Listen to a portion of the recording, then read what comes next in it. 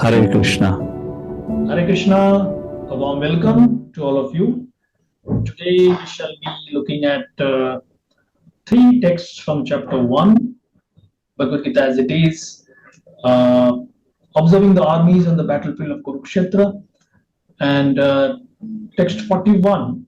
I'll chant in Sanskrit. It is as follows: Sankaro narakayaiva kulagnanam kulasya cha tanti pitaro yesham luptapindo dakakriya.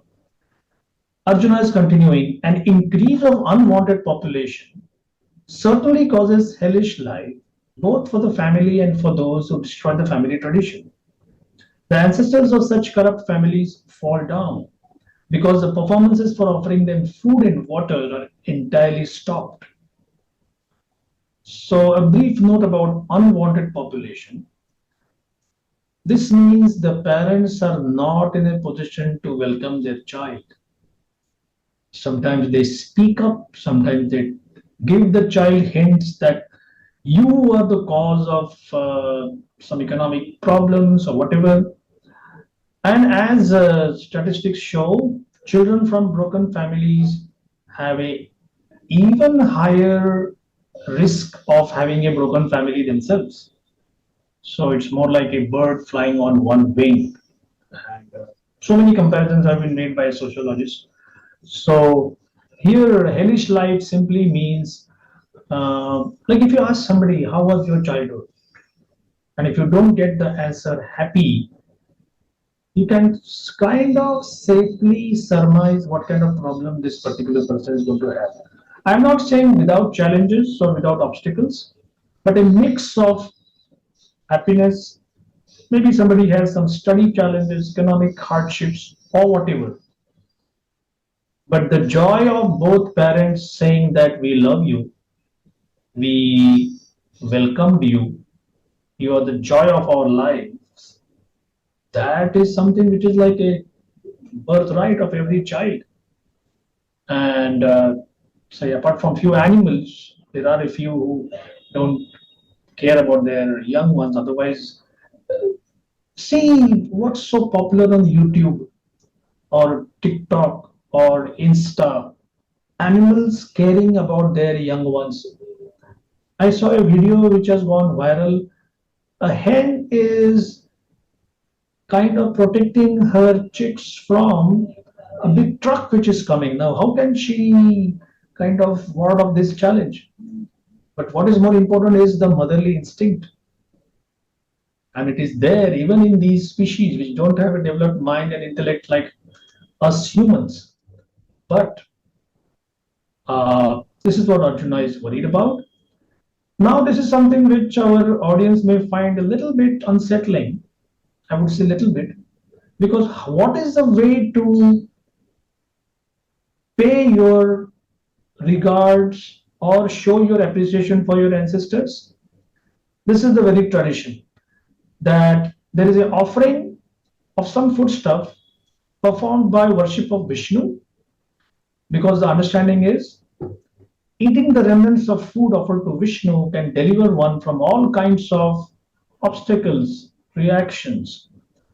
So Prabhupada is quoting a, maybe it is the case kind of an example. Maybe sometimes the forefathers may be suffering from various types of sinful reactions. Sometimes some of them cannot even acquire a gross material body and are forced to remain in a subtle body. That is, the mind, intellect, and ego is intact. All kinds of vasanas are intact, and there is no gross body to express those wishes. Hmm. What is the way out? You need to call an exorcist or do some black tantra? No. The simplest Vedic cultural solution is remnants of Vishnu Prasad are offered to the forefathers by descendants, and the forefathers are released from this sort of a prison house or other kinds of miserable life. We were having a discussion, and somebody said there is a company called Western Union, and you may say, my flight is cancelled, I lost my wallet, I just have a phone. Can you transfer some money just by Western Union? You may be 10,000 kilometers away. You just send money or a ticket or whatever, and lo and behold, the person gets a new flight, comes back home safe. Now, if we humans have developed this kind of technology, Technology. why should we suspect that the universe doesn't have this already? So, like big scientists have argued that, okay, if I put water in my courtyard, will it reach my field? It is only 10 kilometers away. One particular Bengali gentleman, he kind of abolished the faith of an entire generation by this kind of logic. And the result is obvious. So Prabhupada is simply saying that such help rendered to forefathers, this is help. It is not superstition, it is not dogma. This help is rendered to forefather, it's a family tradition. And what if people become too haughty or just like we were discussing about people who said, I don't care. Well, when you don't care, you kind of your human growth, human society's growth is stunted. That is Arjuna's worry. So I'll stop here. You're mentioning some sociological research or something. Please, would like to share that. Well, I'll add that, Raji, up in the following verses. We can continue Okay. with the discussion. Okay. Uh, Now, Prabhupada mentions one exception to those who do not necessarily need to do such rituals, and that Prabhupada quotes from the Bhagavatam that anyone who has taken shelter of the lotus feet of Mukunda, Krishna's name is Mukunda, the giver of liberation, by giving up all kinds of obligation and has taken to the path of bhakti in all seriousness, such a person is not a or debtor. He doesn't owe anything in the form of duties or obligations to the Devi Devatas, to the Rishi Munis, to the general populace, to family members, humankind, or forefathers. Why? Is he even more proud or haughty or arrogant? No. In fact, he's giving so much by being a bhakti yogi. His contribution encompasses everything else that is being required of a person. That's the main reason. So, um, one explanation is given that even Sri Chaitanya Mahaprabhu, who started this Hare Krishna movement 500 years ago, he traveled to Gaya to offer the Shraddha ceremony for his departed father. So, the Vedic tradition says that ancestors depend on these ceremonies to attain freedom from suffering, if they have any, and if the offerings are stopped, generations will remain suffering. This is Arjuna's primary consideration. I mean, it's a So, great science in one way. You're making a beautiful point about the Western Union, how money gets transferred. yeah, I mean, for me, I know when the money had to be transferred like this, it was very difficult to understand how it could happen so far away. You put the money and money goes through. Similarly, what we're discussing is the Vedic technology here, as you were just highlighting how the food offered here to the Lord can be given as an offering to our forefathers. I guess it's a subject matter of education, what education we have received. We have received certain education to understand the technology in a gross way that we have today, but we have not understood the subtle technology which is mentioned in Vedic scriptures, Vedic sciences. I was reading a book where one author was making a very beautiful point, and he said the people today they say spirituality is faith centric and science is rational and logical. And mm, he argued, he said, well, that's not correct. It is not that the spirituality is only faith centric. Faith is inherent for both science and spirituality. And logic is also inherent for both science and spirituality. In fact, if the sages of the bygone ages would have to look at the generation today, they would say, oh, the scientists of today's time have become such a strong faith believers. yeah, Why? exactly. Why the author raises a point? Because they don't ask fundamental questions about life, which the sages in the past would raise. Who am I? What's the purpose of life? Why am I born? What happens after death? And these things have been accepted on faith. There is no life after death. This is faith. Where is any research done? In fact, there's a research which says that there is proven cases of reincarnation. So the point I'm trying to make here is Hmm. the point which is highlighted here of Pindadan is a Vedic technology of the universe by which you can really serve your forefathers, which to a layman today may sound like, ha, aisa bhi ho sakta hai, just like you were quoting one Bengali man who actually gave a very weird example to prove it doesn't happen. So why we fail to understand this is just because we are not educated in it. So Vedic scriptures are science. They teaches us about the technologies of how this universe functions, and the goal is simple and straightforward. One's well-being, and if one is happy, then the society becomes happy, and society is happy, then kuntha, which means this world can become vaikuntha. That's the goal. Should I move on to text 42? Yes. Okay. So the Sanskrit in the beginning, doshereite kulagnanam varna sankarakarakaihi utsadante jati dharma kula dharmashcha shashvataha. Translation. Arjuna is continuing. By the evil deeds of those who destroy the family tradition and thus give rise to unwanted children, all kinds of community projects and family welfare activities are devastated. So, by the evil deeds, Krishna is being told that it is me, Arjun, who's going to be that evildoer. So, please don't push me into this war. Simple explanation. Community projects mean like somebody has money, gives money for an educational institution, for free water for the pilgrims, free medicines, free clothing, free food. So these are minor kind of activities, and they are set forth through Sanatan Dharma or Varnashram Dharma. What is the goal? Together, Sigma, a conglomerate of all these activities done in a proper spirit, enable human society towards ultimate salvation. Therefore, a chain is only as strong as the weakest link. And if one small thing gets neglected, that neglect, like a rot, kind of sets forth, and the whole system gets rotten or gets destroyed. Prabhupada uses a bit heavy language here. Breaking of Sanatan Dharma, eternal traditions, by irresponsible leaders of society brings about chaos in that society. And consequently, people forget why are we here for. They forget the aim of life. That is Vishnu, that is the Supreme Lord who is all pervading.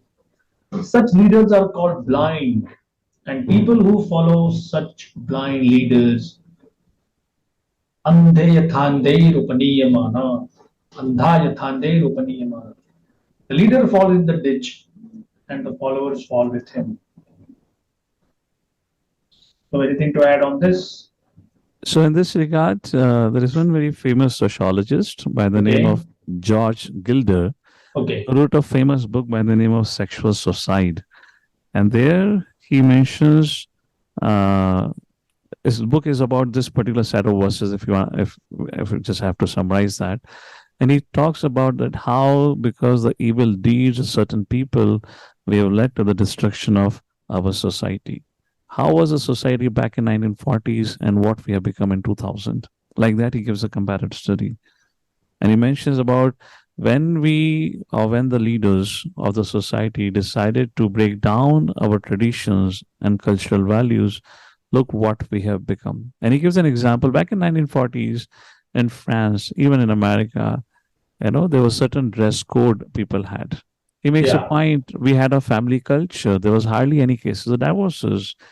I came across a piece where it was mentioned the first divorce that happened in India. It was 1921. It was in the newspaper, Hmm. and it was not a divorce of a celebrity. It was an ordinary person, but because divorce happened, oh, it can also happen like this. It came in the newspaper. So Gilder mentioned that back in 1940s and 50s, there was a good family culture, family bonding. In 60s, some kind of movements, empowerment movements began, and all that started. And gradually, everyone began to ask, why do I need to be married? Why didn't I become a husband or a wife? Why can't I be a working man and woman? Live my life accordingly. And he says, in the last 20, 30 years, 60, 65, this kind of movement started about what they call a freedom movement. What happened to the society? And he says, now you have more bachelor daddies, or you have more single mothers with child, and it has been recorded and found statistically the maximum crime is conducted by those who have a single father or a mother, which means if a child has not been raised in a family environment, such kids have such an obstructive childhood that they have the highest potential to conduct a criminal activity. I Yeah, said this is where what we have become of. The criminal activities have increased. They launched few newer things in our society on the name of protecting the society, and it is just only destroyed. So if the family tradition, family values are destroyed, it leads to the destruction of the society. If anyone is interested, can refer to it, and he has a statistical data, at least of the American society, and he says today people are not interested even getting married, and the crime rate have shot up like anything. Exponential growth in crime rate equivalent to the marriage system collapsing, and that is what Arjuna is speaking about. It This is what happens, and this has occurred in the recent history also. Yes, Prabhuji. yes. So should I move on to 43? Yes, let's take that also. Yeah. So just I think this is the final argument of Arjun. Text 43, first chapter. Utsanna kula dharmanam manusyanam janardana narake niyatam vaso avatityam shushrama. Translation: O Krishna, maintainer of the people, I have heard by disciplic succession that those whose family traditions are destroyed dwell always in hell. Now, what is the most important part of this argument? Anushrama. Arjuna not saying that I think. No, I have heard. But from whom? From the rumor mill? From a WhatsApp message? From TikTok videos? No, I have heard in the disciplic succession. To me, it is very simple. A guru is guru today who was a student before. A student of yesterday is a teacher of tomorrow. That is parampara, one after another. And that is a way of receiving real knowledge. One cannot reach the real point of factual knowledge without being helped by the right person who is already establishing that knowledge. This Guru Parampara is also a part of the vast system of the Varnashram institution. And Arjuna is mentioning here, Narake Niyatam Vaso. You become an eternal resident of hell. How does one prevent oneself at least? There is something called the process of atonement, prayaschitta. In one sense, it is very simple. You have a flat, you use electricity, you pay the bill. You use water, you pay the bill. What if 6 months you have not paid the bill?